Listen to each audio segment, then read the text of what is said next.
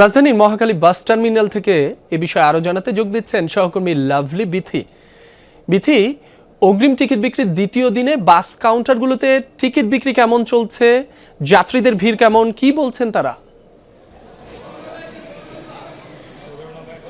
রাব্বি যেমনটা বলছিলেন যে ঈদের আমেজ শুরু হয়ে গেছে, নারী টান বলে কথা। ভিড়ের কথা যদি বলি, গতকালকে থেকে বাস টার্মিনালগুলোতে টিকিট বিক্রি শুরু হয়েছে এবং বাসের ক্ষেত্রে বরাবর আমরা যেটি দেখে এসেছি, প্রথম দিন অনেক বেশি ভিড় থাকে এবং প্রথম দিনেই ঈদের আগের কয়েকদিনের আগের যেদিনই তার 2-3 দিন আগের টিকিট কিন্তু একদমই বুক হয়ে যায়। অর্থাৎ এইখানে 16 তারিখ দুপুর থেকে 16, 17, 18 এই 3 দিনের টিকিট বুক হয়ে গেছে। এই 3 দিনে কোনো স্লট খালি নেই। 12 তারিখ থেকে 16 তারিখ দুপুর পর্যন্ত এখানে আসলে টিকিট পাচ্ছে, আবার 19 তারিখে টিকিট কিন্তু পাচ্ছে।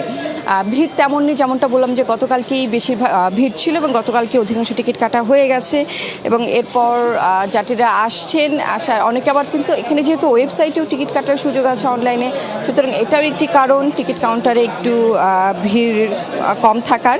তবে যাত্রীরা আসছেন, রোজা আছে, তো সব কিছু মিলিয়ে বলছেন যে এখন একটু ভিড় কম, তবে 15 রোজার পরে টিকিট বিক্রির জন্য ভিড়টা আবার বাড়বে। আর অনলাইন তো আছে, সে কারণে ভিড়টা একটু কম। আর তালিকার কথা, ভাড়ার কথা যদি আমি একটু বলি, সাধারণত যেই কমন একটি অভিযোগ থাকে যে ভাড়া বেশি নেওয়ার, এখনও পর্যন্ত কিন্তু আমরা ভাড়া বেশি নেওয়ার কোনো অভিযোগ পাইনি। বলা হয়েছিল ভাড়ার তালিকা টানিয়ে দেওয়ার জন্য সরকারের পক্ষ থেকে, টার্মিনালে কিন্তু ভাড়ার তালিকা টাঙিয়ে দেওয়া হয়েছে এবং এখানে আইনশৃঙ্খলা রক্ষাকারী বাহিনীও সচেষ্ট আছে, সজাগ আছে, যাতে করে এই ধরনের কোনো অভিযোগ পেলে তার দ্রুত সমাধান নেওয়া হয়। রাব্বি। বিথি, আপনাকে ধন্যবাদ।